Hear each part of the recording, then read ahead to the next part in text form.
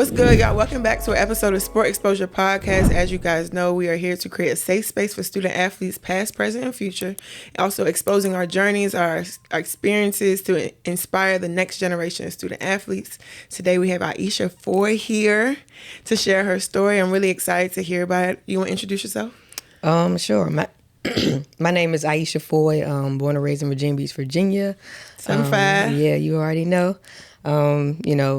Student athlete, basketball player growing up, played in college, played at Radford University, went on to be a graduate assistant at Southeast Missouri State University, and then served 5 years as director of recruiting at the University of Kentucky, but played with Boo Williams all my life, AAU, basketball, all of that type of stuff. So, Homegrown. Yeah. What you doing now? Right now I am educating and consulting with NIL, so helping student athletes build their brand so they can be ready for college and make that money when they get to college. For sure. We're going to get into that later. Okay. So where did basketball all start for you? Basketball started, actually, my sister was playing, and, I would be on the sidelines watching her play. I was 6, and, she was playing on a tough AU team, actually, Boo Williams Red Tide in Virginia Beach. And she was, just playing and practicing. What I would do, I would get up and I would run on the sideline with them. And, the coach, she would look at me like, what is she doing? So 2 years go by. I'm still too young to play on the team, but the head coach, Barbara Smith, she asked my mom to be an assistant. And then my mom was like, yeah, I'll be your assistant if, you put her on the team. And, I earned my way on the team, I guess. And, I didn't get no playing time. I was 8 on the senior under team. You know how that go in AAU. And, I was just on the team. Basically, I was just, practicing hard, doing what everybody else had to do. And so that's kind of how I got started. And then from there, my mom, she wanted to start a team in Norfolk, Virginia. So she seen how all this was going down in Virginia Beach, how all this Boo Williams, AAU, these girls was going to college from playing basketball. So my mom was like, we need this in Norfolk. And so she started Boo Williams Norfolk Express. And then from there, it was just basketball, ball is life. And it's been 20 years. 20 years since she started that. So, that's still going. Yeah, still going. Still going. So before we really get into it, here at Sport Exposure, we're all about celebrating our triumphs and learning from defeats. When you hear that motto and you think about your sport journey, what comes to mind? Ooh. You said triumphs and defeats? Celebrating triumphs and learning from defeats. When I hear about that, I think about, just chasing your purpose and, knowing that anything worth having is going to be hard, what we do. This life is not for everybody.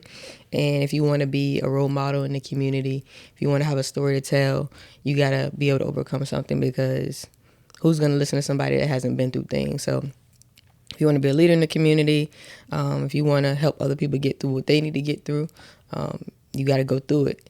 And God will show you that real quick. It ain't going to be easy. Ain't no way around it. Yeah, so whatever you're trying to help that student athlete through, best believe it's good. You're going to have to go through something to be able to help them. So, it's cool. For sure. So let's talk about student athlete life. Okay. Radford, how was it? It was a journey, as everything. Going to Radford, I'm like, man, I'm about to be the star, you know what I'm saying? I'm going to a mid-major school, so, I should be able to play right away. You know what I'm saying? Right? So that's what we all think, right? Like, okay, get there.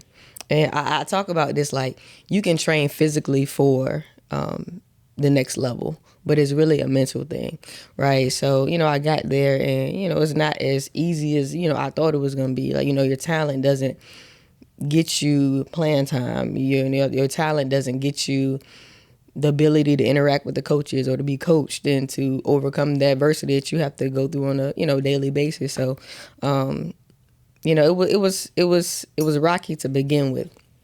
And then, so, I started doing some deep dive in personal development, and, I really got into it. And I started this personal development journey as I was going on in my basketball journey.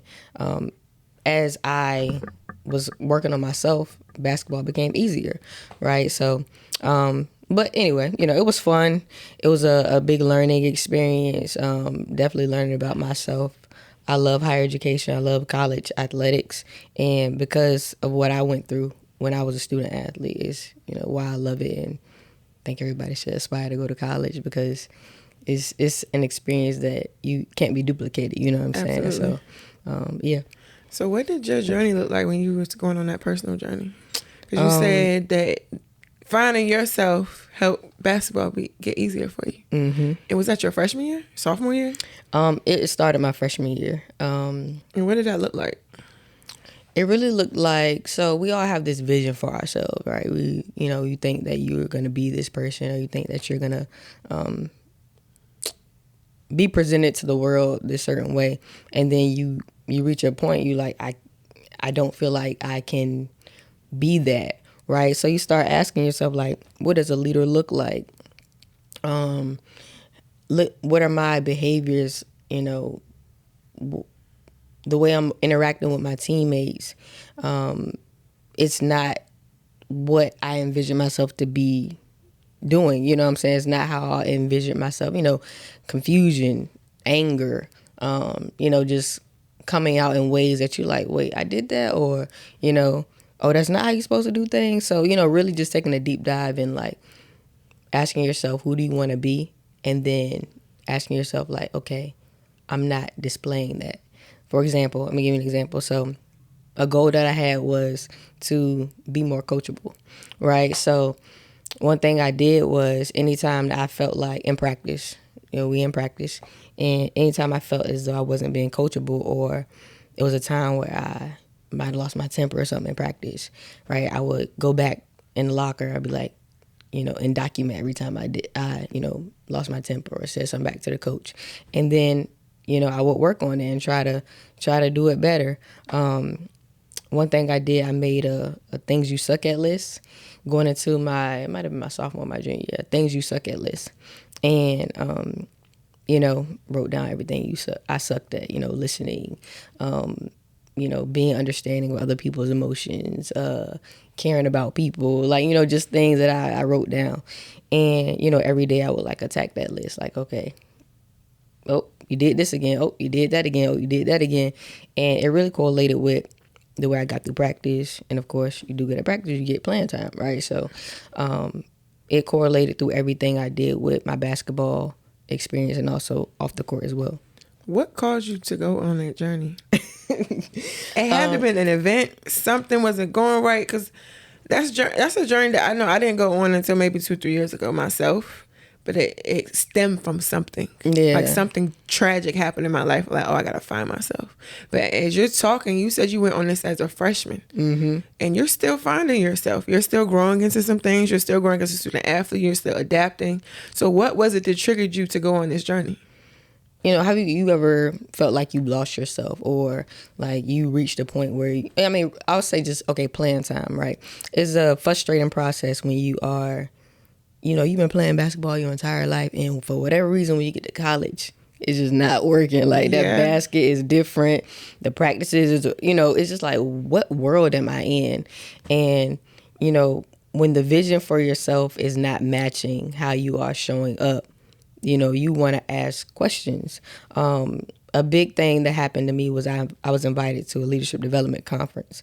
And, I'm thinking like leadership is, telling people what to do, and, you this, that, and the third. Or just surface level. Yeah. And, I get there, and then I'm like super moved, like what my purpose is, and, wanting to be a blessing to others. And it was a complete shift in my mindset. Like, people. Was this as a freshman? It was the summer after my freshman year. Okay. So it was like June or July after that freshman season. And yeah, so I was just, I guess I could say like I encountered my purpose, you know what I'm saying? And then he was like, okay, I'm not showing up the way I'm supposed to show up. Like, I need to be better. Like, I need to be better. It was a guy named Manny Ohami, who is the founder of Samaritan's Feet, and he was speaking at the conference, and he was talking about just shoes, right? He was saying he didn't have his first pair of shoes, so he was like 9 or something like that. And then, I just felt so silly being like spoiled and entitled about things when this man didn't have his first pair of shoes, so he was like 9 or 10 years old. And because of those pair of shoes, he was able to play basketball, get a scholarship, and do these things. And me, you know, I'm somebody that got shoes because they came out. You know what I'm saying? Like, we going to the store, we standing in line for shoes. So, I mean, I was just like, it was a very powerful moment for myself. And I just felt so silly just wasting the opportunity because I'm mad at the coach, or I'm mad the way my teammates said something to me or something like that. So I was like, okay. And that's where, like, the mission really started. It was like, okay, I'm going to start raising money for kids to get shoes, and start being a better teammate. I'm gonna start being a better leader. And then with that came that you know, self-assessment and thinking about your behavior traits and things like that. So, you know, that's where it all started. And my thing is that everybody don't get those opportunities to go to those leadership development conferences like SAC and all that type of stuff. So, and I think it's super important. It's really crucial for your development to have those experiences where you feel like I'm wasting time or I'm encountering that my personal purpose. development. Yeah. Is this principle that I live by. It's in my book. It's never get caught going through the motions. And once you do catch yourself, make sure you get on track. And that was one of those times where I was just going through the motions. Division I basketball player, you know, but it's not working. You just kind of like, whatever, going to practice, doing this, doing that. And you going through the motions. Wasting time. Yeah, you wasting time. And then, so, you know, and this happens, it reoccurs, you know, you figure out, oh, I'm going through the motions, But at that time, I was like, okay, now it's time to get on purpose. Now it's time to really utilize this opportunity I have in front of me. And from then, you know, I really became not recognizable to people because I was like, yo, I'm not about to be entitled. I'm not about to waste this opportunity. I will say I did get into a fight my freshman year with my teammate. Really? In practice? Oh, y'all was in the dorm with it. No. Even worse. It was in study hall. Tell me more. Let me stories I like. We was in study hall. Yeah, I mean, it was very silly. My teammate had got mad that, and I'm not trying to put anybody out or anything like that, but, you know, I was trying to get somebody a ride to, I was trying to get somebody, my roommate, somebody that lived in my dorm, I was trying to give them a ride to the dorms. And of course, you got multiple teammates in study hall, and a car is only but so big. So it was confusion around who was supposed to go in whose car, and why would you take somebody that's not on your team to the dorm when you got teammates that need right? You know, it was just confusion, misunderstanding, XYZ. End up in a fight. And that was before, that was my freshman year as well. But, you know, I got suspended, and I had to write this long letter to my coach and stuff like that. I don't know if that was a moment, but that wasn't like what really clicked. The leadership, yeah. But, you know, that was something I was like, dang, I could lose my scholarship, you know, if I keep doing whatever I'm doing. You know what I'm saying? Situations. You know what I'm saying? Whatever you're doing, stop. Real, yeah. You know what I'm saying? So you just have those conversations with yourself, and you have those moments where you just feel like you aren't using your gift or using, you know, the thing that you're supposed to be doing to the best of your ability. You know what I'm saying? Sure. So let's talk about the ups and downs of being a collegiate athlete. Okay. What were some of the lows, the highs, the mindset shift? Even with the mindset shift, that don't stop the lows from happening. Yeah. It just helps you get maybe through and by them.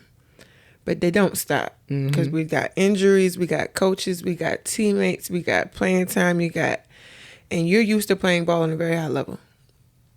Like you've always been on a elite team. Coming out of high school, y'all won the states every year, and now we're at Radford. Yeah, and it comes with a lot of adjusting. Yeah, one big adjustment that you really aren't ready for, or really think is relevant when you get to school, when you get to college, is like coaching changes.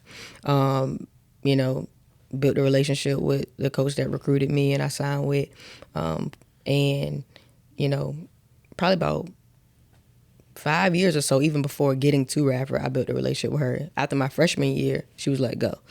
And, you know, now you got a coaching change, and now you got to readjust.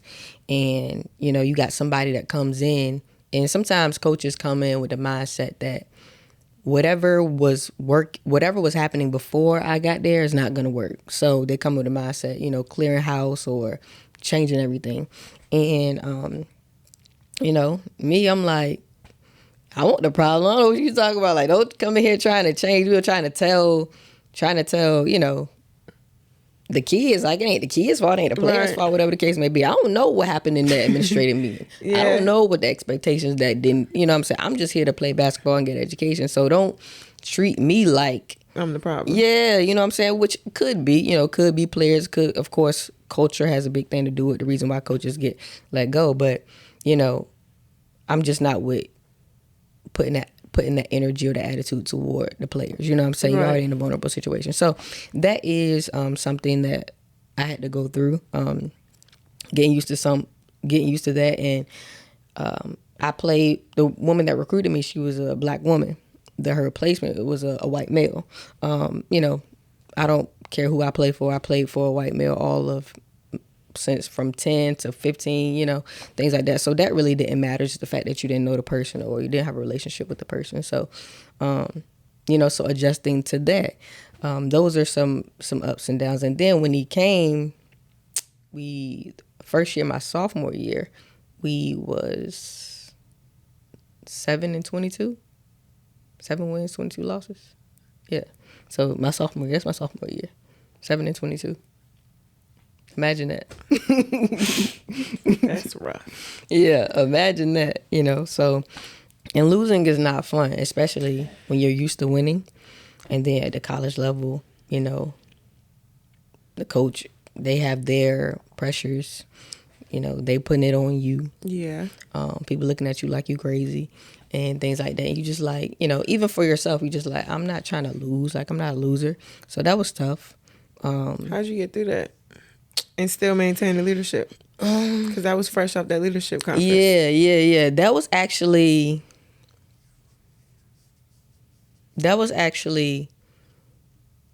a time, too, where I didn't feel like I was giving my best as well. And then here goes my junior year, where it was a complete turnaround, where I don't remember how many games we won. I don't remember the exact record, but it almost flipped. I think we might have almost won 20 games my junior year. But, you know, self-reflection, figuring out, you know, meetings with the coaches, figuring out what did you do wrong, what did you do right, how can you improve your game, do you want to stay at the school, things like that. So, you know, it's always self-reflection. What did I do wrong? How can I be a better point guard? Things like that, yeah. Do you want to stay at the school? How was that conversation for yourself? Yeah, I mean, the reason why I stayed at the school that I was at Radford, and like I said, I encourage people to get active outside of their sport, was because I was going to be a freshman orientation leader that summer. And you can't be a freshman orientation leader if you're not coming back in the fall, because you can't be like, yeah, come to school all summer long. You know, yeah. So it was tough. It was rough. But the reputation that I was building outside of my sport, building a personal brand, being a role model to people, you know, on campus, you know, say, you know what, if basketball is going to change the direction that I could play basketball, I could play for any coach. I can get through this. So you just have a different perspective on it. You figure out where you need to grow, and, you know, you do what you got to do. That's easier said than done. Yeah, it is. It is easier said than done. But, like, when I say I was deep into personal development, like, it sounds like I was like freshman. Reading books. You know, I stopped going out. My freshman year, I partied a lot. Like, I had a lot of fun. Yeah, I had a lot of fun my freshman year. And I would say my sophomore year, like, I didn't party. I barely partied. Did somebody influence that on you? Did you see somebody else? Did you have a conversation with somebody? Was it the leadership conference? Like, I need to know, because that type of mental awareness at that early age is not normal. Because, like I said, I didn't go through that until it was a tragic situation in my life. And I need to find myself. Yeah. I mean, it was identity loss for me is like, if I feel like I lost myself, like, to me, that's death. You know what I'm saying? Like, going through the motions, doing something outside of your character, like, to me, that's like the worst thing ever. And, you know, I don't know how, you know, I'm not trying to compare traumas to anybody else's trauma, but I feel like when you lose yourself, it's like I can't imagine anything worse than that. It's just Right. me not showing up. And that could be the way I saw my mom lead people, the way she showed up for people. I feel like if I'm not showing up as the best version of myself, like I'm not doing anything for this world. So so that part, just looking at yourself and being like, you really doing this, or that was inappropriate, or that wasn't the best that you can do. So that, and what else did you ask? You said, where did it come? Oh, just having a vision for yourself. Like, if you see yourself as something, and, you know, that could be from God, you know. I wasn't really big into my faith at that time, but I was always big into, like, the vision that, how I'm supposed to be and my goals and my journey and things like that. So, yeah. And maybe I just was interested in it. Like, once I got into leadership development, personal development, I was like, man, I love this stuff. Like, ate it up. Like, Yeah, and I appreciate that, because a lot of people, as a leader, that was another thing that triggered mine, was that if I saw that myself being a leader and leading anybody, I had to be able to show up as the best version of Michaela. mm-hmm. And you talked about finding your purpose. Once again, I didn't find mine until not too long ago. But what did that process look like for you? When did you figure out what do you think that your what do you know that your purpose is now? For me, I didn't find mine until, once again, a triggering situation happened. And I realized where I wanted to be in life. I wanted to be a leader. And that also played a part in me wanting to be able to show up as the best version of myself for other people, to be able to lead somebody. And I was asking you how that showed up in different areas of your life when you figured out what your purpose was. One thing I like to recommend to people when you feel any type of inspiration is to put it into action. So when I was at that leadership conference, the guy was presenting and he talked about, you know, shoes, and he was in charge of this fundraiser for shoes. And I got inspired. I felt those feelings, but I also said that, you know what, I'm going to do a fundraiser for kids with shoes. That fundraiser didn't take place until 6 to 8 months later. So I was inspired, and then I also took action toward that. And within those 8 months, I felt as though I want to continue feeling this feeling. Like, I never want to be out of purpose. And you might say you didn't find your purpose until just recently, but I know you probably had moments of inspiration. Like, okay, I'm listening to a speaker, I feel inspired. You know, the coach says something, I'm inspired. You know what I'm saying? So, one thing I like to tell people is, like, once you feel that moment of inspiration, like, take action, because that moment turned to me 6 months, 8 months. And now I'm showing up on campus, like, asking people, you know, you want to come to this fundraiser? I'm trying to get kids shoes. You know what I'm saying? And now we in December, November, and that conference took place in July. You know what I'm saying? So now I'm not just inspired. Now I'm acting. I'm doing actions toward it. And now I'm becoming something through that project. So I do like to tell people, like, you know, whatever you feel inspired to do, like, make it a project. So in that action, you can become what you need to become. And then if you're 8 months in of being something, doing something, you don't want to go back to, you know.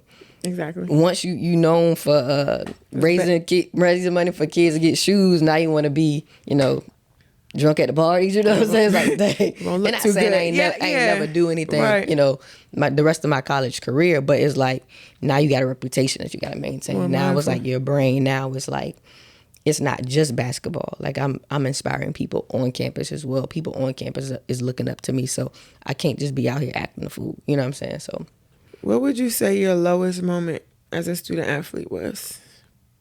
yeah, a lot of it, like, arguments with teammates, and because you just feel like now you can't influence them. Like, now people done lost respect for you and things like that.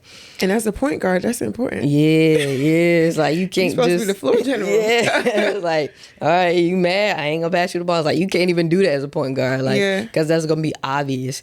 But you know, when we had that bad season, that was low. But I was encouraged personally after that season. But, you know, you look back at your performance, you look back at the expectations of yourself, and you're not meeting them. Those can be very low. For sure. And how you got through those? Personal development, books, Everything. Yeah, Yeah. it's like, you know, I like to say books And authors became my best friend. That's why I was so adamant about writing a book, because if I wouldn't have had those books, if I wouldn't have been, talking to them authors every day, I don't even know if I would have made it through basketball. Like, I probably So that was your said, form of therapy? Yeah. And it's like reflections. Okay, realizing that you can do something about the situation that you're in. Because a lot of times when we're in helpless situations or we're in down situations, we feel like victimized. That's why I struggle to answer your question about low moments, because I'm like, ain't no low moments, you know what I'm saying? But when you take responsibility for your life, you understand that no matter what situation you're in, you can get yourself out of it. And that was because of books and learning and having a fluid mind. Like, okay, this means this means that. Expanding your mind. Yeah. And just being, a thinker and knowing that you can get yourself out of any situation. Did you know what you wanted to do post basketball as you was playing? I knew I wanted to coach, administrator. I kind of always went back and forth between administrator, coach, and like marketing type. Staying in the sports area? Yeah.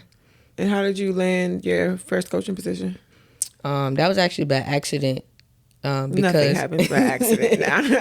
It was God, but I'll say this.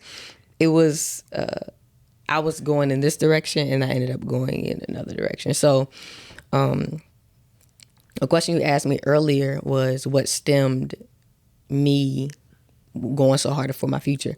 And part of that was I was dating somebody that was like 3-4 years older than me. So, you're like, why would this person date me? I gotta show that when I'm done, I'm gonna graduate. Yeah. I'm gonna get a good job. Exactly. So I don't want to act like it was just me. I was just so motivated by myself. But it's like, okay, I gotta be. Why would this person continue to date me? And they're graduated on to doing better things. Like, I gotta match that when I graduate, right? So I knew I wanted to get into coaching, but I was just, for whatever reason, I was like in love with the city of New York. And I was like, when I graduate, I'm going to go to New York. I'm going to do these big stuff. Like, I had visited there. Easy city to fall in love with now. Yeah, man. And then, my resume packed. Like, I'm doing all this stuff on my resume. I'm like, it's no job I can't get, no opportunity I can't get. So I was stuck on being a graduate assistant at St. John's. I always wanted to be a graduate assistant. Because I knew you could get into coaching immediately after you graduate, and which is a fact, y'all. Yeah, like that's a pretty known fact. Playing 1 year, next year you're on the bench. I was like, yo, that need to be me. Yeah. But once I didn't get the St. John's position, I wasn't looking for no other positions. I was like, St. John's, you know what? I'm still gonna go to St. John's because I had got into graduate school there. So I was like, I'm still going to New York. Forget it. I'm still going to New York. About to sign my lease for my apartment. This is August. So all summer long, I'm thinking I'm moving to New York. I said, man, when they send me this lease, I'm going to sign it because my mom, she don't want me to go. Like, she don't want me to go without a plan. I'm like, man, I'm just going to take out loans just like every other person do for school. Like, forget it. I got that lease, and for whatever reason, I didn't sign it. But I was like, man, I'm tired of people telling me not to do this. But as soon as I get it, I'm going to sign it. Got it leased, and I didn't sign it. Like the next day or so, the coach at Southeast Missouri State called me. She emailed me, actually. Hey, mind you, this is August. School start in like 2 weeks. And she's like, hey, I seen your resume back in April. Right? Not even April. It had been before that. Because I was in the So You Want to Be a Coach program. Which took place in April. But she saw my resume before that because she was scoring the resumes to get me in the program. Okay. So she already had me picked way back when. It could have been March. Before you even knew. February. Yeah. And she just, for whatever reason, didn't contact me. Rika Patterson. So she's a head coach at Southeast Missouri State. She emails me probably the end of July, beginning of August. And I seen the email. She was like, I want to talk to you about my graduate assistant program. Mind you, it's Southeast Missouri State. I'm like, man, I'm about to go to New York. I don't know what she talking about. I'm about to go to New York. I got the email. I saved her number, but I deleted it. I was like, I'm not responding to this. And I told my mom about it just casual. Like, yeah, the head coach at Southeast Missouri State hit me up about a GA position. My mom looked at me like, what? I said, oh no, I'm about to go to New York. What you talking about? I can't do that. And then she was like, man, if you don't call that lady back, call her back. And I'm like, all right, I'm gonna call her and thank her for the opportunity, but no thanks, right? And I called her. It was like an immediate connection. And still talking on the phone with her. I'm telling her, I plan on going to New York. I start school this date, da. And she's like, okay, I talk to my staff. And I'm like, okay. She's proceeding to interview me. And I'm like, all right, I'm gonna do what she says. She head coach, I'm gonna do what she say. I'm calling her staff. They getting to know me, XYZ. I'm still thinking, I'm going to New York. I'm going to New York. Going to New York. And then I got a phone call from her. And I was like, man, she's gonna offer me this position. And I ignored it.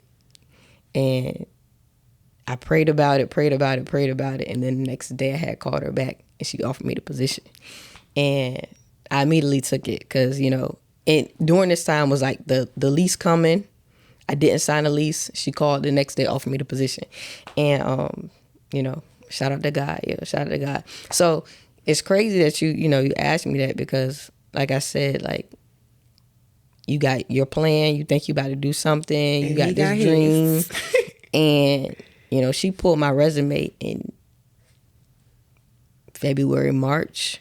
Now we in August. You know what I'm saying? And so that's how I got the position. Packed up my stuff. Moved 13 hours away. Southeast Missouri. 13 hours away. My parents got me in a truck. And I was in Missouri. How was randomly that? Missouri. I've been isolated in a rough position for grad school too, and that was the roughest 2 years of my life. Yeah, it was rough. It was rough. I had to go through therapy to get over that situation. But I feel you.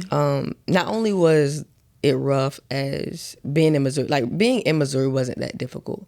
It was the workload, the expectations I had on myself, school. I'm 21 and, it's players on the team that's 21, 22.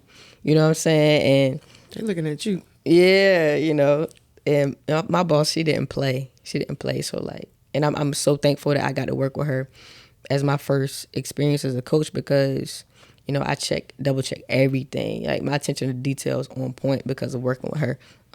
She coached Brittany Griner at Baylor, worked under Kim Mulkey for a while. So Dope. She know the game. And she also knew, like, if you're trying to be in this business as a black woman, like, you can't. Ain't no room for mess up. They don't care. So I appreciated that. She applied a lot of pressure. It was a difficult situation to navigate. But. You talked about therapy. Yeah. How was that for you? And what was your last string when I need to go see somebody? So like I mentioned earlier, I've always been into personal development. So, at first that was my therapy, got an issue, you figure it out, you self-reflect and, you work through it. But really what triggered me going to therapy was, I had put out my book and so many people was excited about it and I was just so overwhelmed. And at this point I'm at Kentucky and I was just so overwhelmed with, the attention, everybody's excited about it, still working full time, like how is this gonna look, writing my book has always been something that's been kind of secretive because it's like you on a staff, you got these priorities and it's like, okay, we don't really care about that. Like, yeah, exactly. Make sure this is done. Get these food orders, right. You know what I'm saying? We got a trip coming up, you know what I'm saying? So, but, when I had put it out there, it was just so overwhelming. So that was like to the point where I felt like, man, I really do need to see somebody. When you're showing up, when you're really, really trying, you still don't have that joy. You feel empty. You feel overwhelmed. There's nothing that you can do that is right, no matter how bad you're trying. It's like, okay, let me go see somebody. But I really didn't hesitate about it. The hardest part was actually finding a therapist. The decision to go to therapy, it was like instant. Like nah, go ahead. But finding a therapist was hard. But I was in therapy every Monday at 7:00. Like, I don't miss a day now. Yeah, no shame in my game because, like I said, I was already into personal development, but no personal development strategies working. Like I'm doing everything this book says, still not. I need to go see somebody. Yeah, go see somebody. All right, so how did that help you as a coach? Because you're dealing with girls that may be going through the same things you've been through, gone through, and don't necessarily have that same mental strength to make those decisions. You know, it makes me more empathetic. I used to not believe in mental health, for real. Like, I was like, you can get through it or, you know, figure it out. That's what we're taught, though. Yeah, like, get over it. Yeah, or, you know, just do better. Yeah. Just do better. And it's like, sometimes people really do be trying to do better. And, you know, as a coach and as an athlete, sometimes it's hard to believe. But sometimes people just can't navigate it. Sometimes people are doing their best. And so it made me be more empathetic about situations. Like if somebody is really anxious, like for me, anxiety for me was like excitement. You know, I equated anxiety to excitement. And it took me a while to realize that I was dealing with anxiety because it was like, it was good. I like that rushing feeling. I like, you know, being under pressure. Like that's how I thrive. But then when it's changing the way that you show up, that's when you're like, nah, this ain't healthy. This ain't healthy. So made me more empathetic and made me realize like, okay, people really do go through it, and it's not just something that you can just navigate on your own sometimes. Right. Fast forward to Kentucky, P5, black woman on the staff. What's it like? I was really comfortable at Kentucky because when I got there, the woman that hired me, she was a black head coach. Oh, she was a black woman. She's the head coach now, Kyra Elsie. Shout out to her. She had hired me, so I was comfortable as far as who I was as a person, and all of the assistants were black women. So that's a dope first environment to be in. Yeah. So that was, and they were all close. They all knew each other, so it wasn't any necessarily like, you know, it wasn't a toxic environment when I first got there. So it was comfortable, but then I also realized it was comfortable because that was the dynamic. So when the dynamic shifts, you realize like, okay, it's not like this in real life. It's not like that in real life. In your face. Yeah, and it's like, okay, these people, you might have been getting treated differently. You might have been getting favored because like you're surrounded by black women. But when that's not the case, and you don't have a black woman backing you, or you don't have somebody that you can just go to, it could be difficult to navigate on your own. You know, when the people that are in power don't necessarily look like you or don't necessarily trust you necessarily, you know. So just like with everything is, you know, difficult to navigate, always self-reflecting, always going through therapy, always going through things that realizing, you know, how you can be better and stuff. But, you know, it was very professional. I can't say that about the difference in levels, I guess. Yeah. I was very impressed when I first got to Kentucky of how much, like, these are basketball coaches, the professionalism of everybody. And you didn't feel like a coach until you actually, like, went to practice. You know, the way the offices ran was very professional. So, yeah, that was a big difference, a big shift.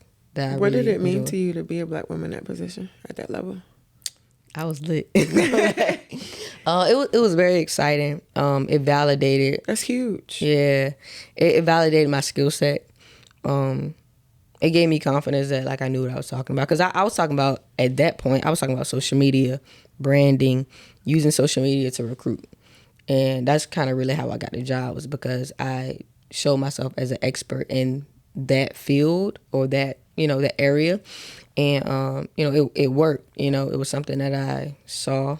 I knew about social media. I knew that was happening in the generation coming up. I knew coaches need to be active on social media. So I was kind of like helping them navigate social media, helping them navigate, you know, talking to kids, talking to 14, I'm sure at that moment that was a game changer for them. Yeah. To have you. Yeah. You know, it really changed the way, because, you know, at a place that's already established, Yeah. sometimes they think that we've already made it. Like, we don't need to do those silly things. We don't need to be on, like I said, it was very professional. Yeah. So it's like, I'm not going to get on social media and brag about myself and do these things. And it was really cool. The head coach at that time, Matthew Mitchell, he was anti-social media. Like, anti-social media. And it was one time I was in his office, and, you know, I was just explaining to him, and he's looking at me like I'm crazy. Like, I'm not gonna, you know, do that. And I was explaining to him, like, no, like, look at this page and look at these parents are looking at this coach post on social media. Like, these are parents of recruits that were recruiting. And once they get to campus, they're going to know who you are because they seen you do a video or seen you talking on social media.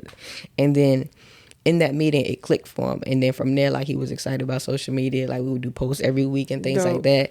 And, you know, I was like, okay, I am making an impact. And, like, the old SIDs would come up to be like, you got him on social media? Or, you know, it was one point time of the job when I first got there. Like, the coaches were fighting over who had the best social media posts. All the coaches, all 4 coaches. And they would go on the road and recruit, and I would give them a list, like, this is what you need to post on this day. These are ideas. Like, I gave them a whole little, You social media coordinator for real. Yo, I'll give them all these things they need to post. And then you start seeing other programs doing it, and other SEC programs doing it.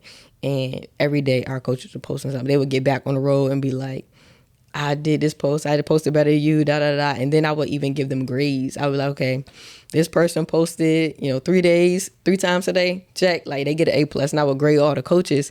And, you know, that was a game changer, because not everybody's excited, and not even just recruits, like our fans, they know where you're at. Now you're in Virginia, now you're in North Carolina.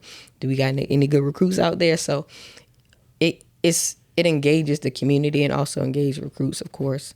And, you know, it was a really cool experience to see how that, you know, changed the dynamic of the staff and what they deemed was important. And I think I can attest to this as well, but at that level, you got all eyes on you. You're a woman, you're a Black woman at that. And it's very important that you find your value to that program, whatever that is. And it sounds like social media was your value to impact that. Mm-hmm. And you took it full throttle. What do you think that would have changed if you would not have done that? Because when I talk to a lot of Black women in these positions, like, it's very tough to be in these positions. It seems like you had a comfortable situation. Everybody doesn't have that comfortable situation. I personally did not have that comfortable situation. And it feels like you always have to prove yourself, constantly proving yourself, constantly prove yourself. And what I found is it was easy for me to show my value, and I can show you better, I can tell you. Mm-hmm. It sounds like you did the same thing. And when you're talking to other Black women, I'm sure other Black women come up and approach you, like, what do you tell them as far as figuring out how to find their value? Well, let me say this. As good as I'm making it sound, it was still difficult. Course, right. It was still very pressure. It was still a lot of pressure.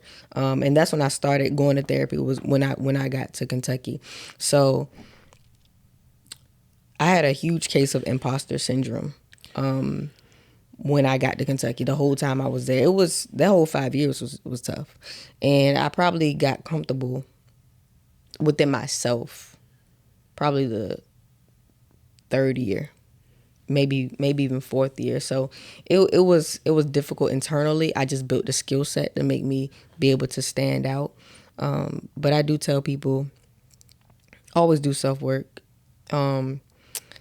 If you feel like you're an imposter or dealing with imposter syndrome, like, address that.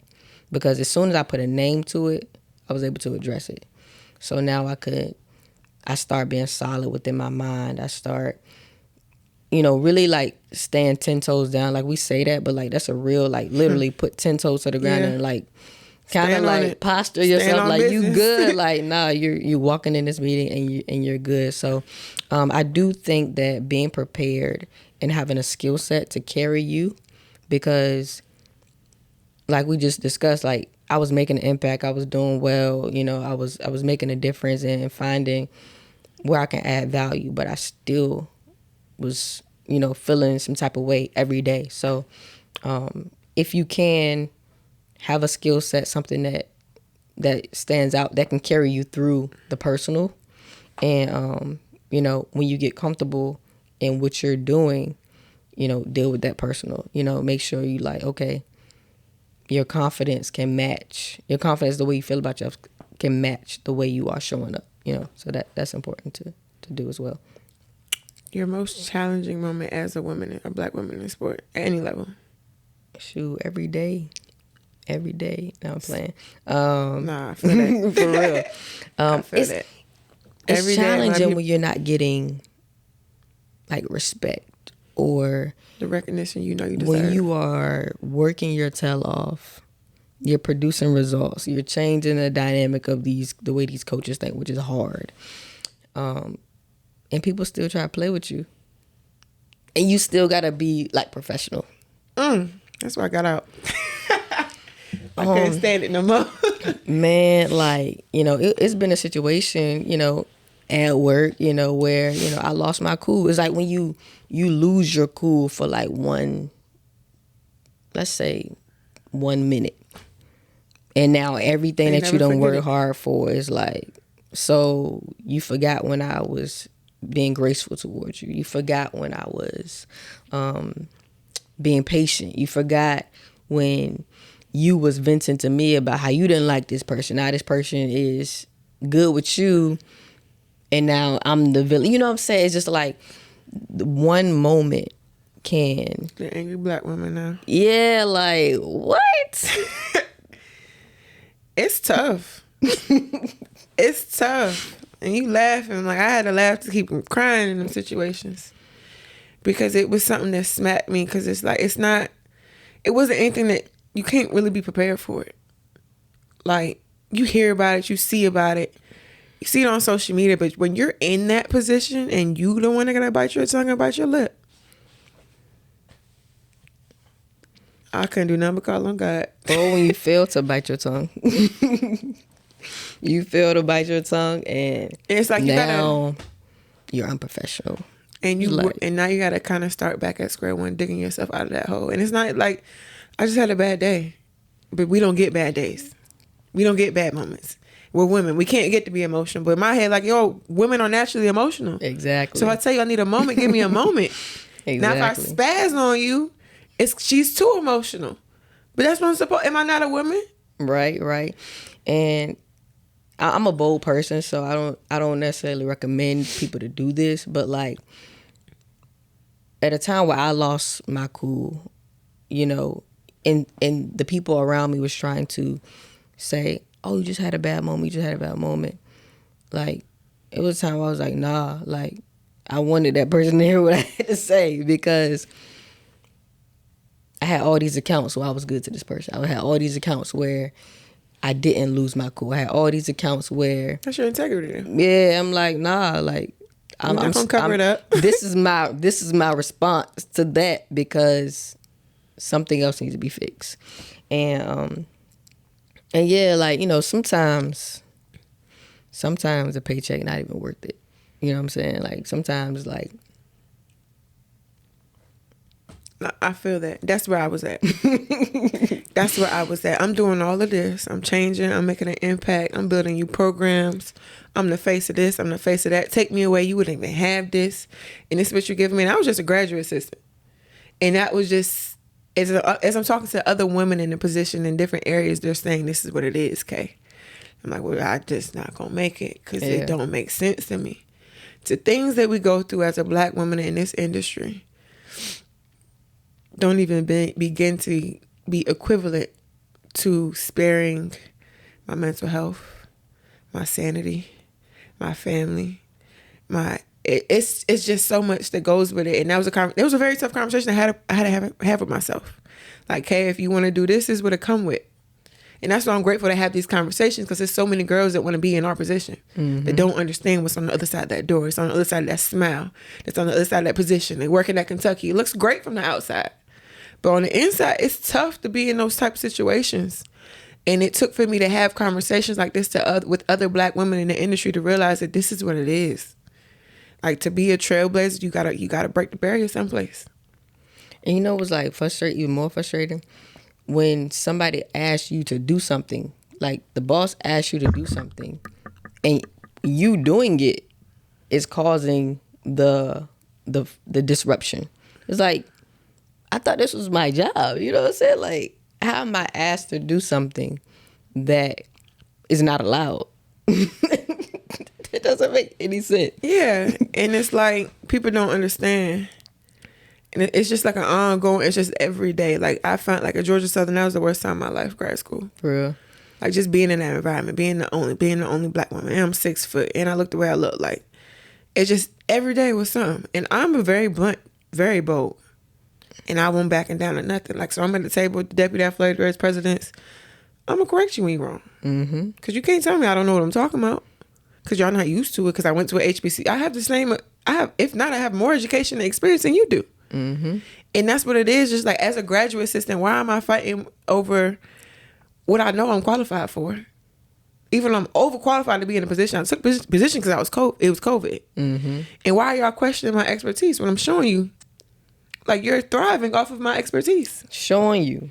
I got the receipts. I got the results. Like, these actions led to these results. Too, though. Yeah. And it's like they don't want us to know our worth. And it's so hard mentally to overcome that challenge every day, because it's like you have to prepare yourself for that every day. And my mental health didn't decline until I was in that situation. It's like, yo, like, I'm not okay, because I'm showing up as this person just to get by, but I'm really not her right now. I'm leading other children. I'm talking to recruits. I'm talking to parents. All these athletes are coming to me because I'm the only black person on the damn staff. Mm-hmm. I'm the only person they didn't resonate with, not knowing I'm going through the same things they going through. Mm-hmm. And that's what scared me, because I'm showing up as a person that I don't even know some days. I'm putting this face on just to be in this room. And that's the conversation I had. I'm like, yo, is it worth it? And I had to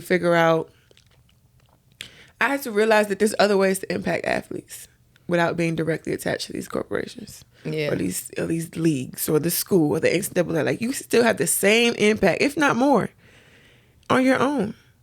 And leading me to my next question, what forced you to leave Kentucky? So, similar to what we were just talking about, when you can have the same impact, right? So I'm after impact. And, sometimes the impact that you can make is limited, or is based off of your position and things like that.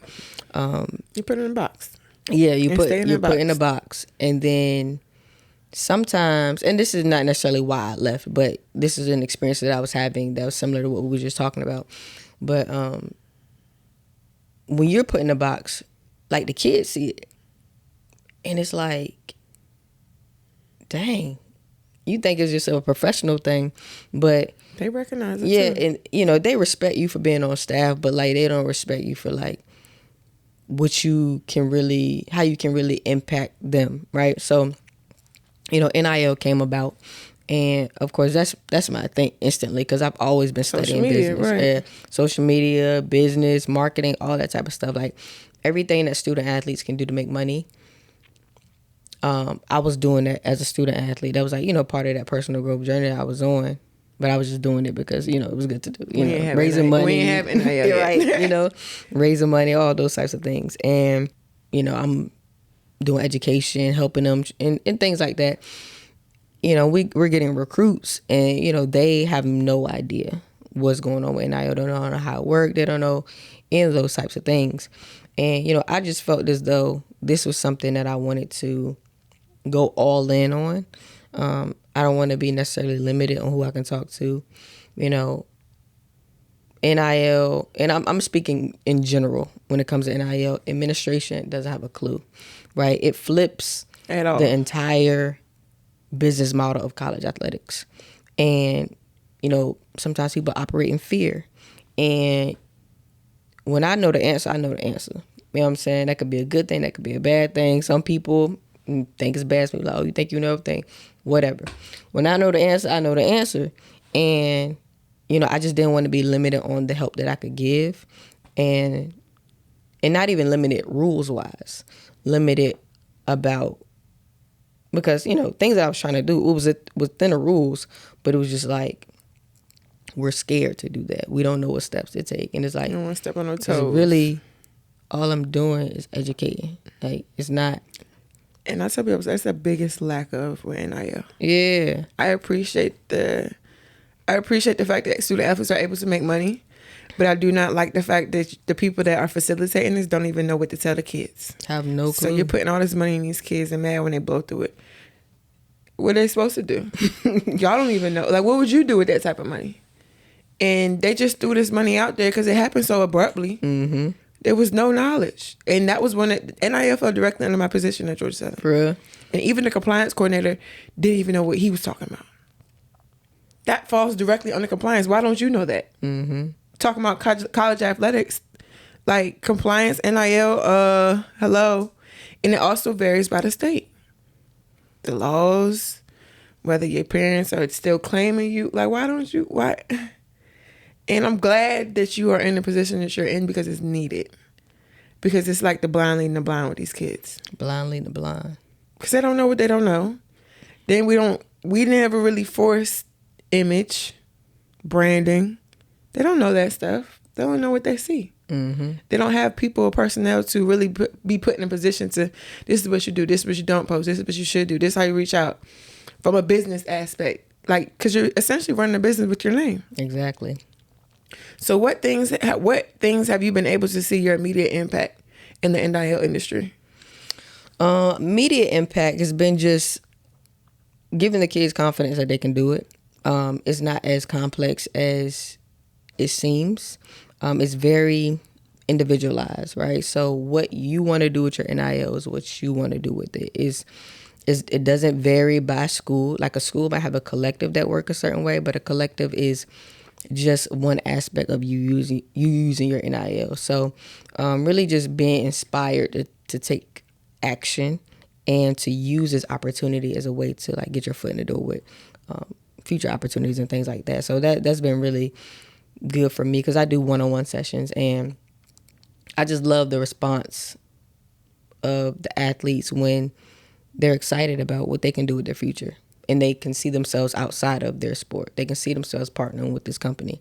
They can see themselves having these conversations. So it's very exciting when I meet with athletes and, you know, when they're educated and inspired. Like, I'm an educator, and I love when people are excited about learning, you know, so. I need some raw knowledge for NIL for the kids. I would say first, like, sit down with yourself and think about the legacy that you want to leave. Think about who you want to become. And this may seem like it's have nothing to do with NIL, but it does, because if you start trying to build a business without knowing what's on the menu, what you want to sell in that business, it's not going to make any sense, right? So what do you want to stand for? Because once you know what you want to stand for, everything you do, the way you walk, the way you talk, what you attract, you know, the opportunities that you pursue, and it is a pursuit. Like, opportunities don't just fall on your lap, right? You have to pursue them. So you have to sit down with yourself and make a plan. Like, what companies do you see yourself partnering with? What kind of products? If you was a product, what would you be if you was a product, right? So I wrote a book. So I use my NIL to write a book because I want to represent education. I want to represent transformation within yourself. When people read books, they feel transformed. So, you know, not everybody have to have a product, but the company that you are going to work with is going to have products. You know what I'm saying? And it don't have to be that deep. It could be food. It could be your experiences, you know. It's still got to align. Yeah, but right. It has to align, and you have to feel solid within yourself to be comfortable, like, doing these deals and things like that. So, for sure. And what do you think the biggest challenge with NIL is right now? I think a big challenge is people knowing that it's an individual sport, right? Literally, how much you post, your personality, your engagement, your plan, your action. How many companies have you reached out to?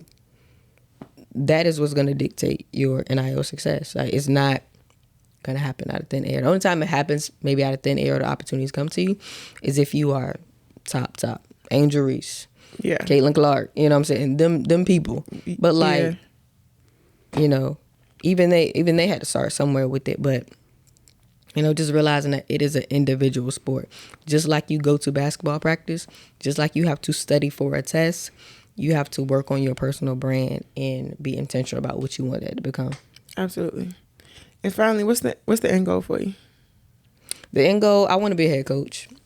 And I wouldn't even say that's the end goal, because I do want to be university president. I don't really say that out loud too much. I appreciate that. But yeah, so we're gonna speak. So when y'all see it happen, y'all heard it here first. Right. But yeah, I do want to be a head coach. I don't think the reason why I got out of coaching, and I always been interested in entrepreneurship, is that I don't think you need to be an assistant coach for 20 years to be able to be a head coach. So, you know, I got in when I was 21. Let's say I become a head coach at 40. Like, I don't need to be on the staff for 20 years to do a good job as a head coach, right? So me diversifying my experiences and my skill sets will make me more fluid as a person when I am in those positions, because we all had those experiences where the head coach is one-track minded and nothing else matters. And we all know that's not effective leadership. Especially not these new kids. Right. We all know that's not effective. Like, so, you know, so yeah, I do want to be a head coach and impact the community the way you see these head coaches impacting communities. As you are now. Like that. Yeah. You know, little something, you know.